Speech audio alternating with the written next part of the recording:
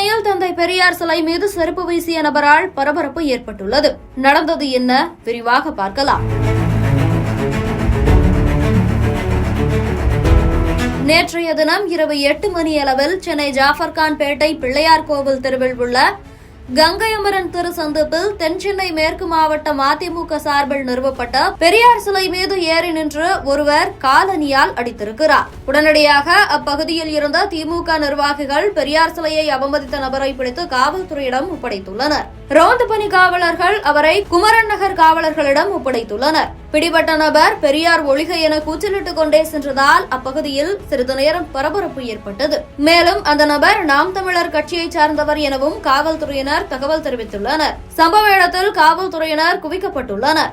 மேலும் பிடிபட்ட நபர் குறித்து தீவிர விசாரணையில் ஈடுபட்டு வருகின்றனர். இந்நிலையில் தந்தை பெரியார் சிலையை அவமதித்தவர்களை குண்டர் சட்டத்தில் கைது செய்ய வேண்டும் என வைகோ அறிக்கை விடுத்துள்ளார். அவர் வெளியிட்டுள்ள அறிக்கையில் தந்தை பெரியார் அவர்கள் மீது அவதூறுகளை அள்ளி வீசி இழித்தும் பழித்தும் பேசி வருகிற ஒரு கும்பல் அமைதி பூங்காவான தமிழ்நாட்டை கலவர பூமியாக மாற்ற சதித்திட்டங்களை அரங்கேற்றி வருகின்றது. இந்த பின்னணியில்தான் இன்று இரவு 8 மணி அளவில் சென்னை ஜாஃபர்கான்பேட்டை பிள்ளையார் கோவில் தெருவில் கங்கை அமரன் திருச்சந்திப்பில் தென்சென்னை மேற்கு மாவட்ட மதிமுக சார்பில் நிறுவப்பட்ட பகுத்தறிவு பகலவன் தந்தை பெரியார் சிலை மீது ஏறி நின்று காலணியால் அடித்திருக்கிறார்கள். இச்செயல் கடும் கண்டனத்துக்குரியதாகும். உடனடியாக அந்த பகுதியில் உள்ள மறுமலர்ச்சி திமுக நிர்வாகிகள் பெரியார் சிலையை அவமதித்த நபரை பிடித்து காவல்துறையிடம் ஒப்படைத்திருக்கிறார்கள்.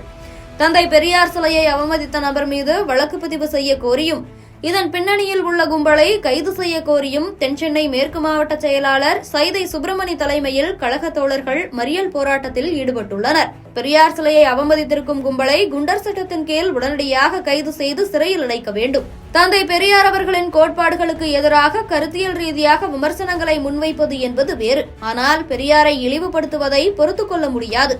எனவே தமிழ்நாட்டை கலவர பூமியாக மாற்ற துடிக்கும் கூட்டத்தின் சதித்திட்டத்தை முறியடித்து தக்க பாடம் புகட்ட வேண்டும் என தனது அறிக்கையில் காட்டமாக தனது கண்டனங்களை பதிவு செய்திருக்கிறார் வைகோ.